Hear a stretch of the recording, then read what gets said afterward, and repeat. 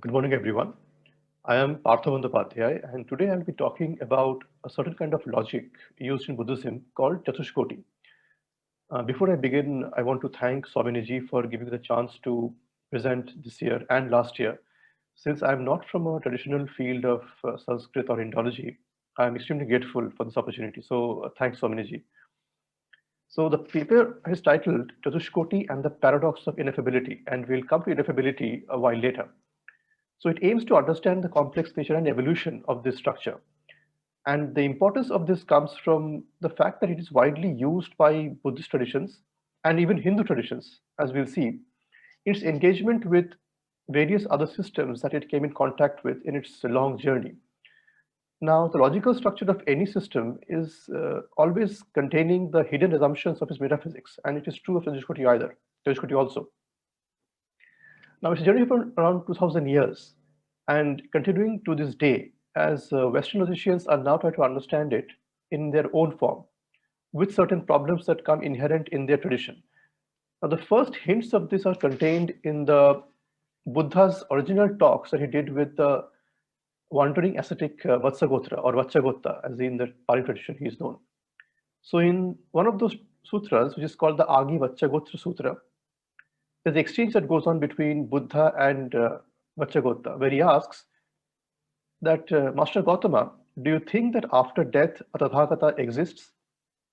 Only this is true, anything else is wrong. Buddha answers that he does not hold the view that after death the Tathagata exists. He then asks, then is it the case that he does not exist? To this he answers that he doesn't hold this view either. Then he asks that is it the case that he both exists and does not exist? Even to this, Buddha says that he does not hold this view. Finally, he asks that is it the case that after death, Tathagata neither exists nor does not exist? Even to this, Buddha says that he does not hold this view. Now, in traditional logic of Nyaya or the logic of Aristotle in the West, the discourse should have ended after the first two questions, because the third option, where Vachagotta is asking, is it the case that he both exists and does not exist, is already a violation of a very sacred or a sacrosanct view of logic, which is called the principle of non-contradiction, which states that nothing is both true and false at the same time. But here you can see that he is saying he holds the view that Tathagata can either exist, can both exist and does not exist. So this is already a violation of the initial non-contradiction principle. But the fourth option of there being neither A nor B, this is not unique to Buddhism actually. So even in the Vedas and Upanishads, this form of structure where neither A nor B is being posited comes in the Nasadya Suktam, where it is said in the very first shloka, there was neither existence nor non-existence. There was neither the realm of space nor the sky. Even in the Brihadaranyaka Upanishad, we find something similar, where the self is described as not, it is ungraspable, for it is not grasped, it is indestructible, and a series of negations are given. So this form is not unique to the Catuṣkoṭi. Even the third option, where something is both existing and not existing, is also found in the previous traditions of the Ajivikas, where in one of the commentaries of Abhayadeva to Samayavanga Sutra, we find that they're positing a certain possibility of reality, which is in three forms: soul, non-soul, and soul and non-soul, world, non-world, and world and non-world. So Catuṣkoṭi's options were existing independently even prior to Buddhism. The importance of the Catuṣkoṭi form is that it collected all these kinds of presentations and gave them a singular structure, which is the Tritandema logic. Now, the importance comes initially with the problems that come with it. Now, the first issue comes with the importance of the difficulty of handling options 3 and 4. So, traditional logic has two principles which are widely taken to be non-violable, which is the principle of non-contradiction and the principle of excluded middle. So the first one says that nothing is both true and false at the same time. And the second one says everything is either true or false. Now technically this is simply represented as A and this is the negation operator. So A not A and not A, and neither A nor not A. But option 3 is impossible with classical logic. The other problem is that the 4 options are considered usually to be exclusive. But the third option, if true, if you have C to be true, which is both A and not A, it automatically implies that both A and B are also true. So it turns out that on a first glance, these 4 options are not actually mutually exclusive. So this problem came up a lot, and various people tried to resolve this dilemma in their own ways, but none of them were completely successful. There were some problems that remained even with all the innovations. And in modern times, there have been philosophers like Jan Westerhoff or Tom Tillemans working in the West who have tried to give various forms of logic which can resolve this dilemma of being mutually exclusive, which is not being followed here. Now, to understand this in detail, we need to understand a bit of classical logic. So usually logical structures are very simply done from premise to conclusion. So take this example where the premise is that all philosophers are happy. The second premise is Socrates was a philosopher. The conclusion from this is that Socrates was happy. Now this is a valid inference. To see what is invalid, we have to see this. The sun is shining in Brisbane, and from there, if we conclude that the sun is shining in Melbourne, this is not valid. Now, both the premise and conclusion can be correct on their own grounds and yet not be valid in an inferential way. This is because of the certain link that must follow from the premise to conclusion, and here it is not being followed. It is widely possible that sun can be shining in Brisbane and Melbourne, but it doesn't follow from one to the other. Now, to make this a bit more formalized, logic uses some operators which are not fundamentally different from this, but it just makes inferences easy. So if we think of A being 1 if it is true and 0 being if it is untrue, then we can have this kind of a structure where negation of A is 0 if A is true. So if A is true, clearly the opposite of A is 0. And if opposite of A is 1, it means that A is 0. And these few things, which are A conjunction B has a value of 1 if both A and B are true. So essentially, A and B, which is A conjunction B, is true if both A is true and B is true. And if A or B has a value 0, then clearly A conjunction B has a value 0. Now, this essentially comes from these truth tables, which are given here. As you can see that A negation A has simply 0, 1, 1, 0, because if A is 0, then negation A is 1. And A or B, which means in this case, if A is 1 and B is 1, then A or B is 1. But if any of them is 0, then the OR operator takes the value 0. The opposite is true of the conjunction operator, where you have to have both A and B equal to 1 to have the conjunction equal to 1. Now, this was just initially a description of logic to motivate discussions going to come later. Now, let's see how this applies to a larger case of inference. Now, we can take one of these classical examples of what is called the disjunctive syllogism, where we are given that the premises are P and negation P or Q, and the conclusion is Q. Now, the traditional understanding of logic and validity of inference comes from the fact that it is defined in this way.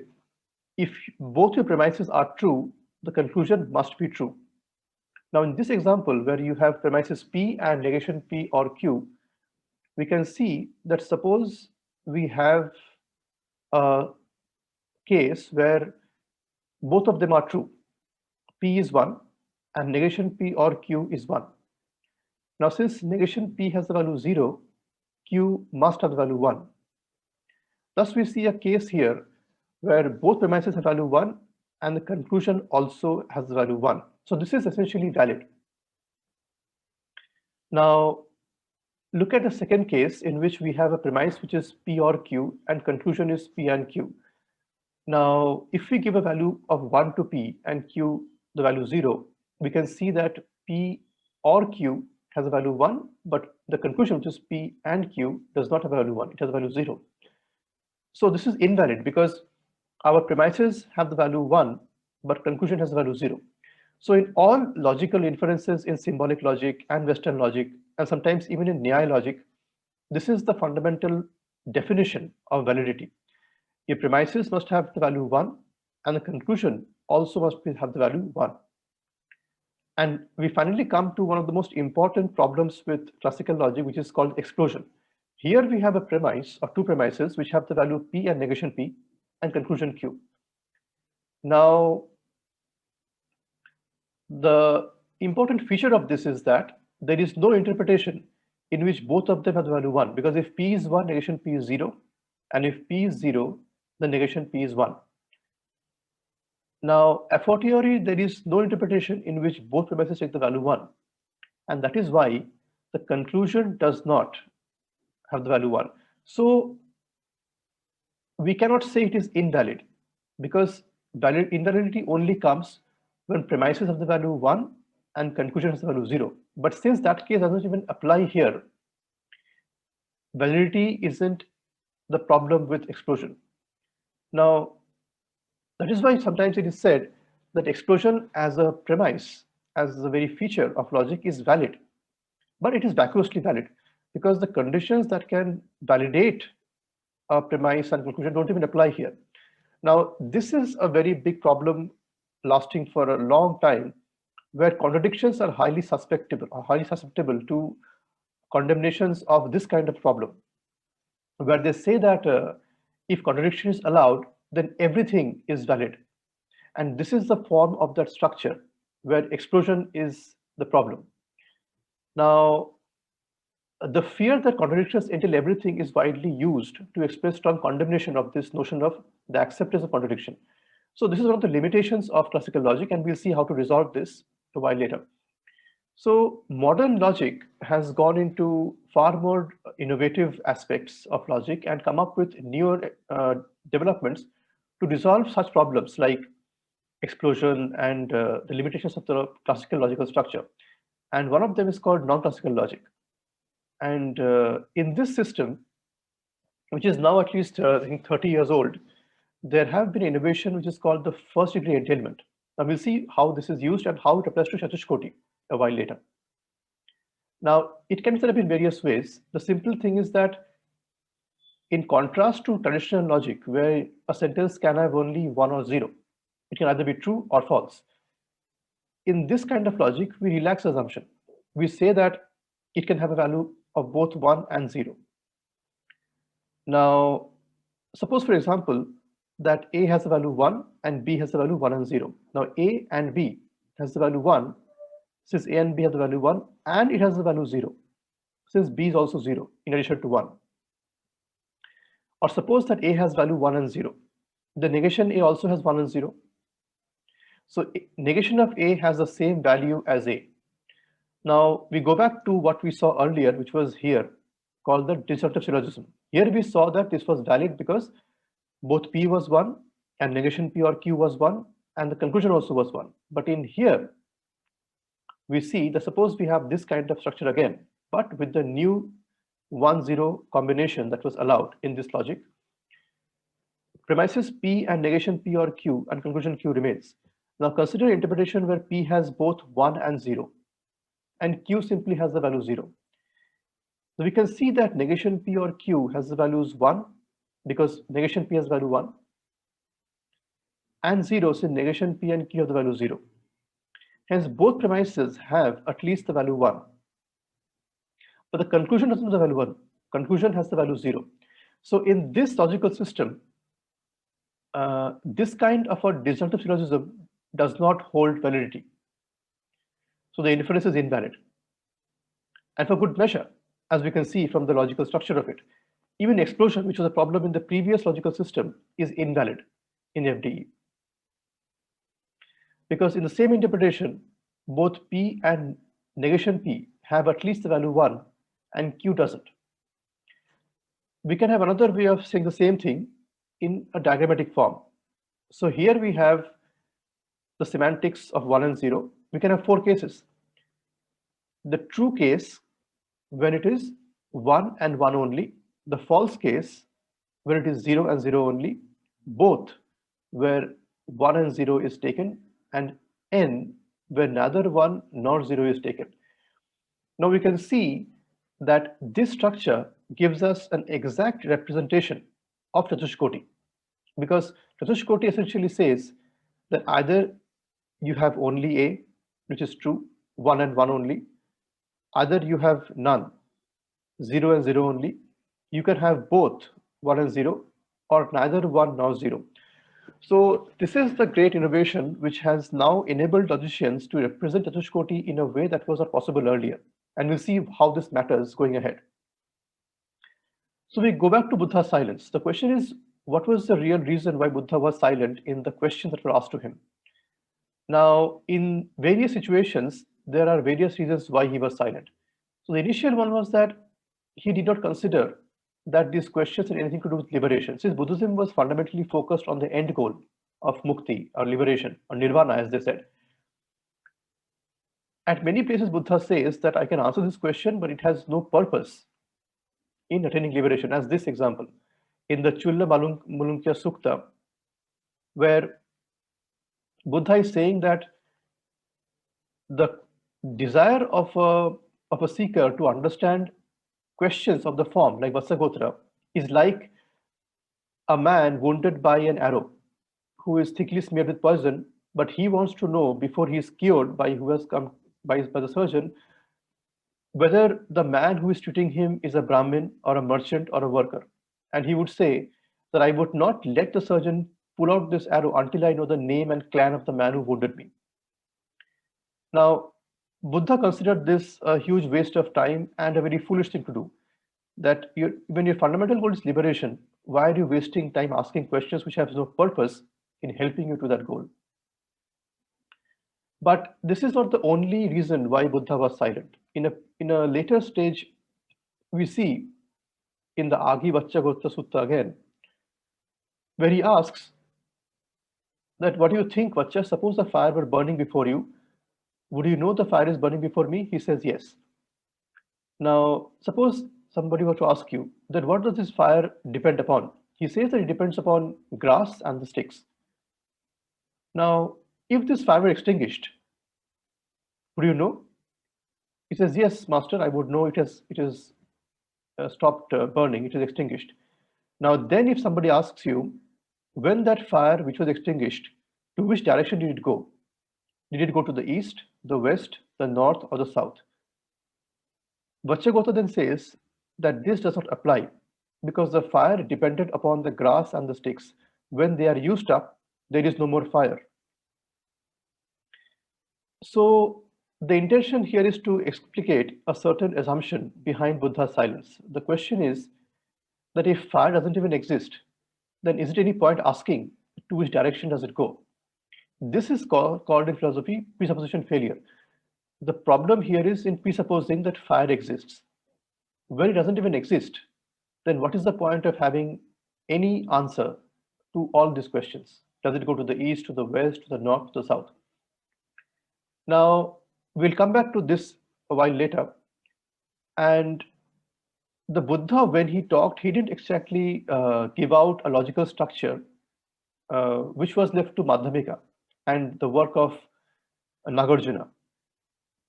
But fundamentally, Madhyamika was responding to the most dominant school of its time, which was the Abhidharma metaphysics. And Abhidharma fundamentally believed in the existence of certain fundamental particles called dharmas. So according to their understanding of metaphysics, you can break down matter, you can break down any object in the universe and keep on breaking down until you reach fundamental particles called dharmas, which cannot be broken down any further. So the ultimate reality was these dharmas. And everyday objects that we see, jars, houses, are conventional realities. And these dharmas are the ultimate reality. These two things in Buddhism, they are called Paramar Satya and Samrit Satya. So dharmas are like metaphysical atoms, and they exist independently of everything else. So this property of existing independently of anything else is called Svabhava, or self-nature. Now, at the time when this theory was given out by Vasubandhu and Asanga, it was widely contested. But the most abiding refutation of Abhidharma came from Nagarjuna. And Nagarjuna inaugurated the most famous school since that time, which is called Mahayana, whose fundamental teaching was emptiness or shunyata. In the previous section, we saw that only dharmas existed according to Abhidharma. So Mahayana removed even that fundamental particle and said nothing has any existence of its own. Nothing has svabhava, and everything is empty, devoid of any self-nature. So this is the beginning of that famous Anatma doctrine of Buddhism, where he says that even the fundamental particles, which Abhidharma said existed, Mahayana says does not exist independently of anything else. Now, the greatest passage which has come down to us and which has become very famous is from the Heart Sutra or Prajnaparamita Hridaya Sutra, where this conversation goes on, where Shariputra approaches Avalokiteshvara and asks him, how should somebody who wants to know the fundamental truth or ultimate reality train himself? So Avalokiteshvara answers that first you should understand that the five aggregates, the five classical aggregates of Buddhism are empty of essence. Form is empty and emptiness is form. And emptiness is not other than form, and form is not other than emptiness. In the same sense, feeling, perception, dispositions, and consciousness are also empty. So essentially, Shariputra, all phenomena are empty. They have no defining characteristics, they are unarisen, they are unceasing. They are neither diminishing nor increasing. In a later passage, he explicates this in even more detail. He says, in emptiness, there is no form, no feeling, no perception, no disposition, no consciousness, no eye, no ear, no nose, and a series of negations. There is no suffering, no origin of suffering, no cessation, and no path. In a more drastic sense, Buddha had later commented that there is no Buddha and there is no teaching, which at the time was considered to be a very strange thing to say, because Buddha spent his whole life teaching. And in the end, he said there was no Buddha and there was no teaching. So the matter is quite complicated at this stage.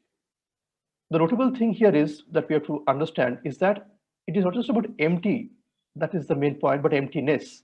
Now, emptiness is being used to talk about ultimate reality. So dharmas of Abhidharma are gone. So what is this reality then about?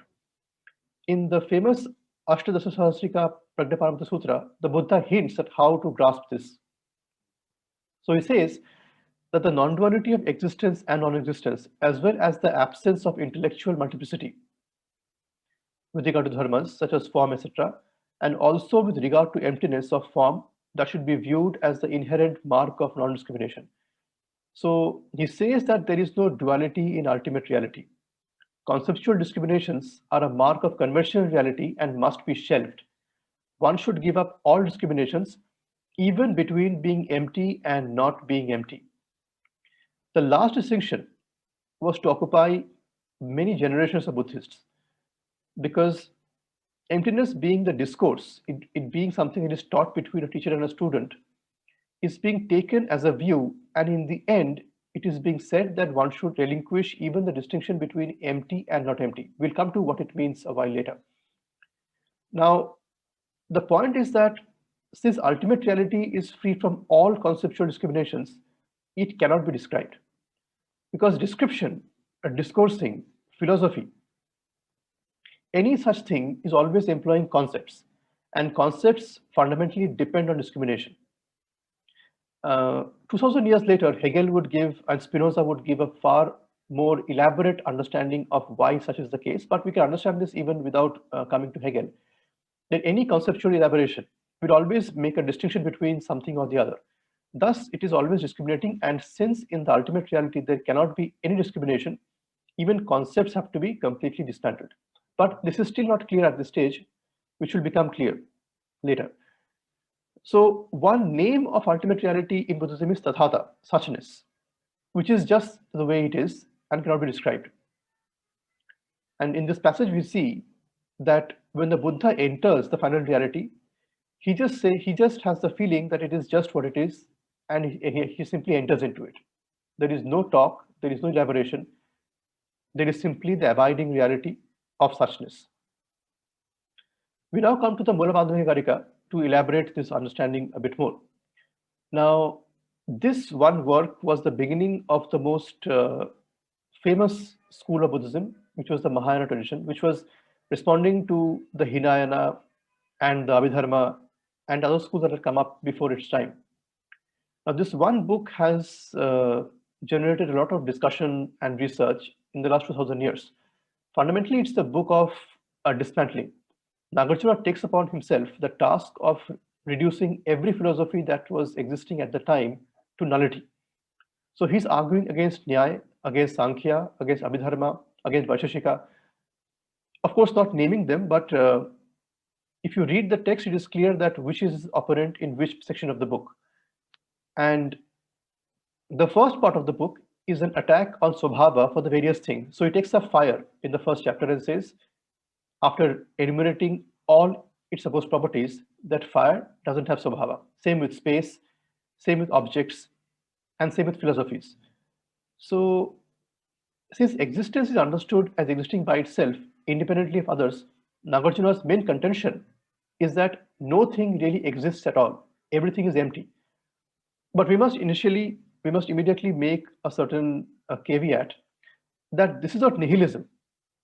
A lot of confusion has crept up over the centuries and millennia over Buddhism being a form of nihilism. And nihilism is a word that comes from the West. It came from the work of Nietzsche and the death of God thing, where God does not exist. But it was a belief in the minds of people that there is no God.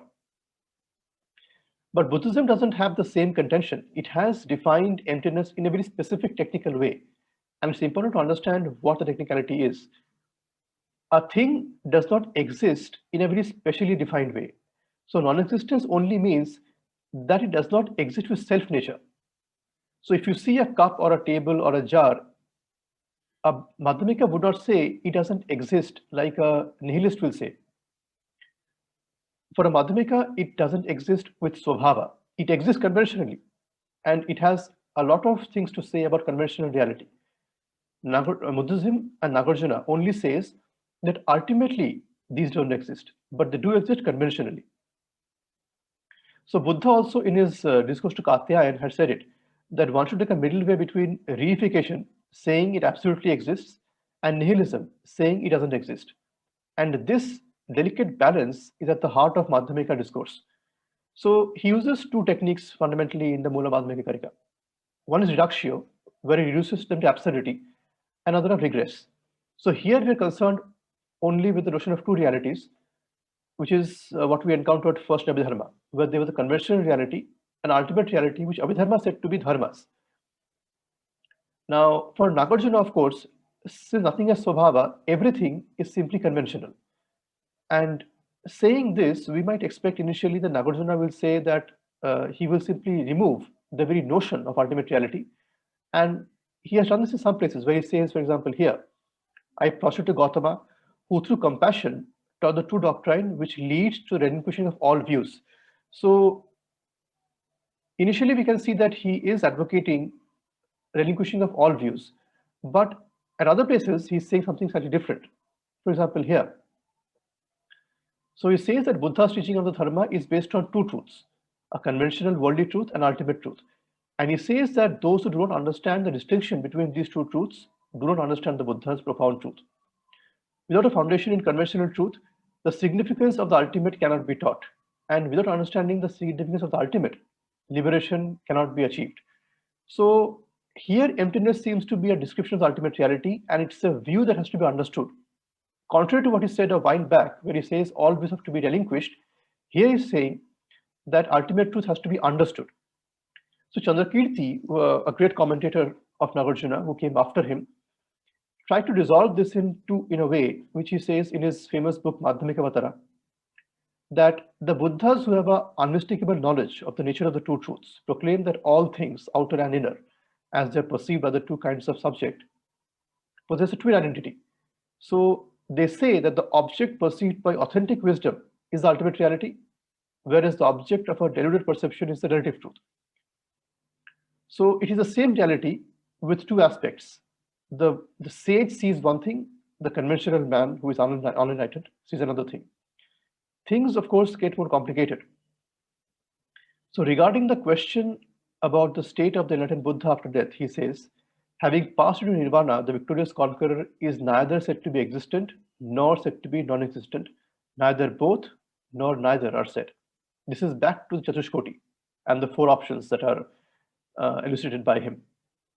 He says that when the victorious one abides, he is neither said to be existent nor said to be non-existent, neither both nor neither. The question is, why does he say this thing? Because he has already said that there is a view of ultimate reality that has to be understood. The reason he's saying this is because of this reason, that empty shouldn't be asserted, non-empty should not be asserted. Even both, nor neither, because all these four are used only nominally. Now, how can the tetralemma of permanent and impermanent, etc., be true to the peaceful? The question is this, that all these things of tetralemma, which are A and not A, neither A nor not A, are only used for nominal descriptions. None of them apply to the ultimate. So according to Nagarjuna, at this point, the conclusion is that the state of the Buddha is ineffable as before. He repeats this in other places like here, not dependent on another, peaceful and not fabricated by mental fabrication, not thought, without distinction. That is the character of reality. As usual, we come to the conclusion that conceptual and mental theories do not apply to ultimate reality.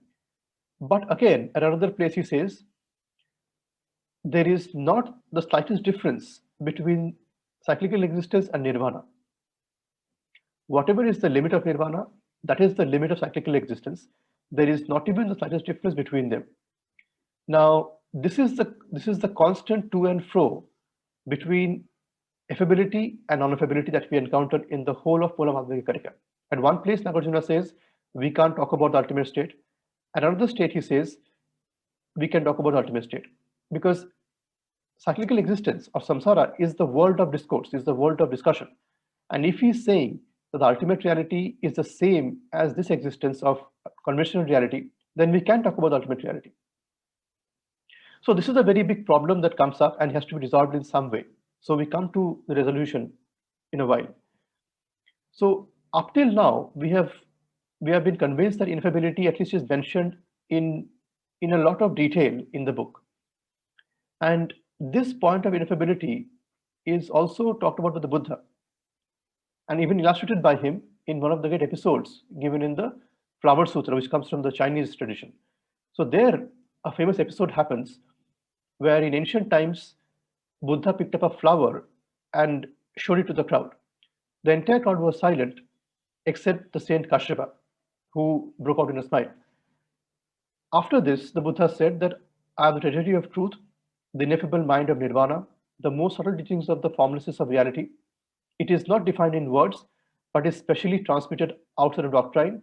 I entrust it to Kashyapa the elder. So the person who was most deserving of his doctrine and his succession was a person who understood the nature of that silence. Again, in the Ashtadasasahasrika Sutra, the Buddha said that all things for use in this world must be left behind. All things produced and made must be transcended. The deathless, the supreme, the incomparable gnosis is then one. This is the sense in which we speak of perfect wisdom. So ineffability and the futility of all discourse comes up again and again in the Buddha's words and in Nagarjuna, who also says in the very dedicatory verses that he prostrates to the perfect Buddha, who taught that whatever is dependently arisen is unceasing, unborn, unannihilated, not permanent, not coming, not going, without distinction, without identity, and free from conceptual construction. So there are no concepts in the ultimate. Thus, the tetralemma, in fact, is a way to speak of a fifth and only true option, that is the ineffable. So Catuṣkoṭi then reveals itself as something that points to another way of saying by saying nothing. And this way of saying nothing, which is called ineffable, is now given a form in this very nice diagrammatic form where the four options of true, false, both, and neither hide in their midst, at the very heart of it, what is called E. E is for ineffability. So we now come to see that Catuṣkoṭi actually is of two kinds.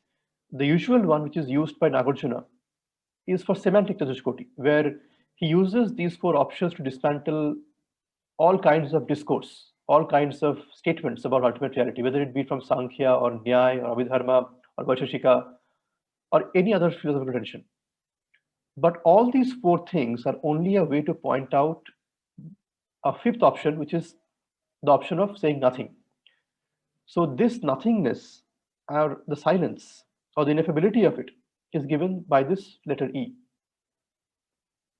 And this E is fundamentally the ultimate reality, which is the ontological Catuṣkoṭi, where this is situated at the heart of all this discussion. Now we come to the fact of a paradox. Now, we would be fine if this were the end of it, if the final conclusion of Madhyamika Karika would be that ineffability is the final truth. Then the last derivation of this would be the end point of this discourse. But this is not yet the end, and we'll see why. So in later years, the famous teacher Gorampa, who inaugurated another tradition of Buddhism previous to Tsongkhapa, when discoursing on this matter, he said that ultimate truth has two varieties: the nominal ultimate, which is Don Dam Rinam Drakshpa, and ultimate truth, which is Don Dam Denpa. So he said that while ultimate truth is free from conceptual proliferations, as Nagarjuna and Buddha also said, but while we conceptualize this thing, while we discourse about this thing, there is a nominal ultimate, and all the discussion about the ultimate truth is falling under the rubric of nominal ultimate. Now, this kind of a reality where you pose something to be ineffable and yet talk about it is not just unique to Buddhism. In the Platonic tradition, in the Middle Ages, there's a philosopher by Nicholas Cusanus who also used the same kind of discourse to talk about God. So he would say that God cannot be described and yet go about describing how many properties about God. So we see that this is a problem that goes back to antiquity. So is this the case then that reality, ultimate reality, is both effable and ineffable at the same time? To understand this, we take up another sutra, which is called the Vimalakirti Nidesha Sutra, where Shariputra, who is a very famous interlocutor in Buddhism, questions a goddess about ultimate reality. So Shariputra asks the goddess, goddess, how long have you been in this house? The goddess replies, I have been here as long as the elder has been in liberation. Shariputra then asks, then have you been in this house for quite some time? The goddess questions, has the elder been in liberation for quite some time? At that question, Shariputra goes silent. So the goddess then admonishes him that, elder, you are the foremost of the wise. Why do you not speak? Now, when it is your turn, you don't answer the question. Shariputra then says that since liberation is inexpressible, goddess, I do not know what to say. Shariputra, we can see, holds the conclusion that liberation is ineffable, just like the Nagarjuna and Buddha, and thus can't say anything. To this, the goddess replies, and this is a very important answer, that all the syllables pronounced by the elder have the nature of liberation. Why? Because liberation is neither internal nor external, nor can it be apprehended apart from them. Likewise, syllables are neither internal nor external, nor can they be apprehended anywhere else. Therefore, Shariputra, do not point to liberation by abandoning speech. Why? The holy liberation is the equality of all things. This is back to square one as far as the question of ineffability is concerned, because here the goddess is saying that liberation being of the matter of everyday things, you cannot be silent. You cannot point to the end of discourse by you cannot point to liberation by talking about the end of all discourse. So abandoning speech is not the solution to discuss the nature of liberation, because the liberation is the equality of all things. This dark reply seems to hint that ultimate reality can be talked about after all, and ineffability is not the final conclusion. A while later in the same sutra, we have a very famous discussion between a few Buddhas or Bodhisattvas who discourse on the same matter. So Sunetra, Bodhisattva is saying that uniqueness and characterlessness are two. Not to presume or construct something is neither to establish its uniqueness nor to establish its characterlessness. To penetrate the equality of these two is to enter non-duality. Similarly, Narayana is saying this is mundane, that is transcendental, is dualism. The world is fundamentally void, so there is neither transcendence nor is there involvement. And he says that neither to transcend nor to be involved is the entrance to non-duality. Similarly, Priyadarshana, the Bodhisattva, is saying matter itself is void. Voidness does not come from the destruction of matter, but the nature of matter is itself voidness. Therefore, to speak of voidness on the one hand and of matter or sensation is entirely dualistic. Consciousness itself is voidness. Voidness does not result from the destruction of consciousness, but the nature of consciousness is itself voidness. Similarly, Satyavrat is saying that it is dualistic to speak of true and false. When one sees truly, one does not ever see any truth. So how can one see falsehood? Why? One does not see with the physical eye, one sees with the eye of wisdom. And with the wisdom eye, one sees only insofar as there is neither sight nor insight. There, where there is neither sight or insight, is the entrance into non-duality. Now, after these four Bodhisattvas speak, the final speaker is the greatest and most important of them all, which is the Buddha Manjushri, who has been a constant presence in almost every Mahayana sage's discourse. Famously, Tsongkhapa had a vision of Manjushri, after which he wrote his famous books. So Manjushri in this discussion is saying at the end of it all that, good sirs, you have all spoken well. Nevertheless, all your explanations are themselves dualistic. To know no one teaching, to express nothing, to say nothing, to explain nothing, to announce nothing, to indicate nothing, and to designate nothing. That is the entrance into non-duality. Now, after Manjushri has spoken, Vimalakirti is asked about his opinion on the whole matter. And then the Crown Prince Manjushri said to Lichavi Vimalakirti, we have all given our own teachings, noble sir.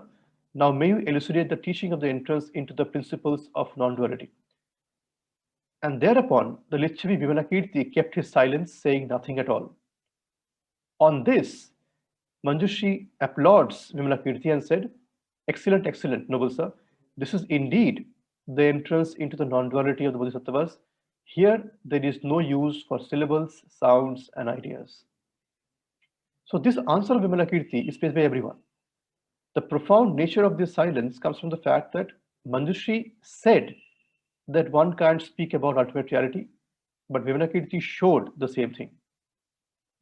Because even mentioning about the ineffable is entering into affability, and thus duality. Whereas to transcend the duality of the ineffable and the affable, which Vimalakirti has showed by his silence. Now, this is a very important point of the whole nature of the exploration of Catuṣkoṭi and this tradition, that at the end of it all, when every discussion has been done, every discussion possible about affability, ineffability, silence has been done, the final conclusion reached is that discussion itself must end. So Vimalakirti's gesture of silence then finally shows the fundamental nature of this teaching, that Buddhism's exploration into the ultimate nature ends with silence. Now we come to the last part of this discussion, where we go to China, because China had a interaction with Buddhism through the work of Bodhidharma, who went to found Zen systems, and Kumarajiva, who also had a major role to play in the awareness and spreading of Buddhism there. So China had already a tradition before Buddhism, which was called Taoism. And this interaction of Taoism and Buddhism gave rise to three different schools, which is called Sanlun, Huayan, and Chan, which is called Zen in Japan. So the Sanlun school understood Catuṣkoṭi in a very different manner compared to what Indians in Nalanda were understanding it at the time. So one of the great scholars of the tradition is Jizang. The two truths thing which we have encountered in Abhidharma, then in Munamadhyaka Karika. To these two truths, Jizang is writing that the three kinds of two levels of truth are all representing the principle of gradual reduction, like building a framework from the ground. Why? Because ordinary people see the dharmas as a matter of true record possess being, without realizing that they possess nothing. Therefore, the Buddha propounded to them the doctrine that dharmas are ultimately empty and void. Now, when it is said that dharmas possess being, it is ordinary people who say so. This is worldly truth, the truth of ordinary people. Saints and sages, however, know truly that dharmas are empty of nature. This is absolute truth, the truth of sages.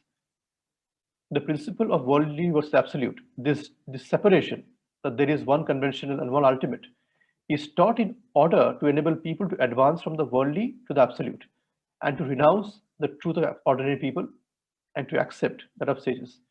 This is the reason for clarifying the first level of twofold truth. So at this stage, if we denote D for dharmas, like Abhidharma had done, and we say that dharmas have swabhava, the situation is like this. The conventional truth is that dharmas have swabhava. The ultimate truth is that dharmas have no swabhava, which was the work of Nagarjuna. He said that even dharmas do not have any swabhava. But this part is the starting point, because these two things, the above options, constitute a duality. And since both are expressed in language, they are merely conventional, and the ultimate is to reject both. As he says it, next comes the second stage, which explains that both being, or what we can say is dharma, or svabhava, that both svabhava and the absence of svabhava, or both being and non-being, belong to worldly truth, whereas non-duality, where there is neither conventional nor is there ultimate, belongs to absolute truth. It shows that being and non-being are two extremes, being the one and non-being the other. From these to permanence and non-permanence, and the cycle of life and death and nirvana are two extremes. They therefore constitute worldly truth. And because neither absolute nor worldly, and neither cycle of life and death nor nirvana are the middle path, they constitute the highest truth. So a second stage of elaboration has come up now. As we see here, the first stage was when we said dharmas have swabhava, and the negation of that was dharmas have no swabhava, which was the work of Nagarjuna. The next stage is where we have both swabhava and the absence of swabhava as constituting one duality, and neither conventional nor ultimate now becomes the final reality. So this was the final work of that tradition, and these four things in their own way demonstrate the four Catuṣkoṭi corners, where we have an assertion of A, a negation of that, a combination of both, and the final negation of both. So Catuṣkoṭi itself was a structure, as we can see, to elucidate the higher truths. Now we have to ask ourselves the question whether this is the final structure of reality. And here we see that a final stage also waits. Now next comes the truth that both duality and non-duality are worldly truth, and neither duality nor non-duality is the highest truth, which was the option 4, this one. And both duality and non-duality are worldly truth, which was this one. Previously it had been said that worldly and absolute and cycle of life and death and nirvana are two extremes and one-sided, and therefore constitute worldly truth. Whereas neither the worldly nor absolute and neither cycle of life and death nor nirvana are the middle path and constitute the highest truth. But these are also extremes. Even these two options, where we have both A and not A, and neither A nor not A, apply to ultimate truths and conventional truths, or duality and non-duality, these two in their own, in themselves, also constitute a duality, and a final stage will be reached where both of them will also be negated. And we come to that here, where he says that only neither one-sidedness nor centrality can be regarded as a middle path. And that is given here, where both these dualities of the previous stage are combined, and in the fourth option, neither the first duality nor the last duality exist. Now, the sixth stage finally comes to be the final stage of the negation and the ultimate truth, where you cannot talk about a concept of there being dual and non-dual. Neither can you talk about a concept of there being neither dual nor non-dual. So at this stage, we come to a point where everything has been negated. Everything possible with respect to affability, ineffability, duality, non-duality, combination of duality and non-duality, and the rejection of duality and the rejection of non-duality. Every possible option has been negated thoroughly. And finally, silence, as before, remains the ultimate point of view. Now, this conclusion is not unique to Buddhism. In India, in the Bhagavad Gita, Dattatreya in Slok 36 says this thing: Advaitam kechidichanti, dvaitam icchanti chapare, samam tattvam navindanti, dvaitadvaita vivarjitam. So he says that non-duality is taught by some others teach duality. They don't understand that the all-pervading reality is beyond both duality and non-duality. So we see that a certain consensus on the ultimate nature is present in Hinduism and Buddhism. And our final thoughts will take us to what is called the Huayan Buddhism. Now, this tradition was essentially brought up from their foundational scripture, which is called the Avatamsaka Sutra, which has the famous Indra's net metaphor. And the metaphor is like this, that the god Indra has a net which is made of jewels, which reflect each other. In each of these jewels, the images of all the other jewels are completely reflected. Now, this is the case with any of the jewels and will remain forever so. Now, if you take any jewel, this jewel is reflecting the image of every other jewel, and this is so with each jewel going to infinity. So these images multiply infinitely, and all these multiple infinite images are bright and clear inside this one jewel. The rest of the jewels can be understood in the same manner. So these jewels are essentially elements of reality, and every jewel has every other jewel reflected in it. This is true of all jewels infinitely expanded. So this imagery is quite mind-boggling, and in that famous sutra of Avatamsaka Sutra, of the flower garland scripture, as it said, the book is around 2,000 pages long, and it is filled with images like this. This is said to be a book of meditation, and it is supposed to describe the nature of reality as it is present in the realm of Indra. Now, emptiness comes in here because the case is this, that since every element of reality is ultimately empty, so every jewel in this sense is identical with every other jewel going to infinity in every direction. The truth here is of interpenetration, since the essential aspect of all infinities, all jewels, all realities are contained within every other jewel. So reality then becomes a set of interpenetrating realms, you can say, or interpenetrating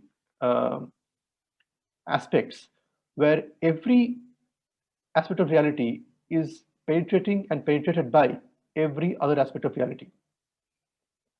So infinity and finitude, emptiness and conventional, duality, non-duality, every possible aspect of reality is not existing separately from each other.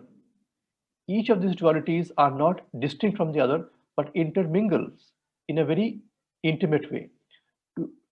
A description that is given in this form. So if U is the ultimate reality and ABC are the jewels or conventional realities, we see that U is penetrated by ABC because it comes in between every other aspect of reality, and so is the case with every other element of ABC. So this diagram, which says that you have U, which is ultimate reality, which is pervading every other aspect of conventional reality, so is the case with A, B, and C. So conventional and ultimate, which was initially posited by Nagarjuna and some commentators after him to be two kinds of realities, ultimately reveal themselves to be a single reality which interpenetrate each other. And two aspects, three aspects, four aspects, every aspect of reality ultimately come down to be interpenetrated by each other.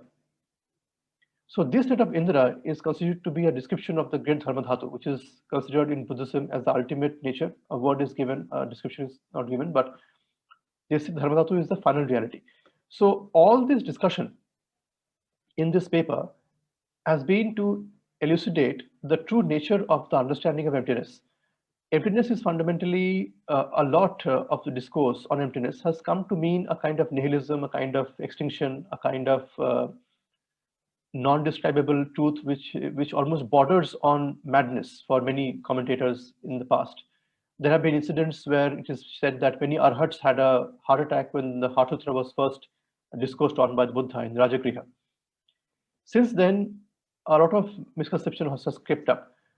But if we go into the detail of this tradition and the discipline, we come to see that emptiness is very different from what it was thought to be. It is not describing extinction. It is describing, in fact, a very interconnected way of reality, as Huayan has discussed and elucidated. And future work will, of course, do much more to illustrate this in more detail. So here I end my talk, and I thank you all for giving me the time to present this paper. Thank you.